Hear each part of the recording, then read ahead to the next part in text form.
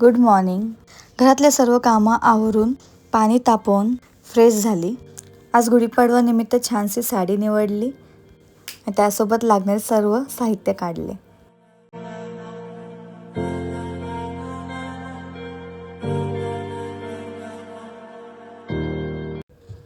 छानशी साडी नेसून तयार झाली.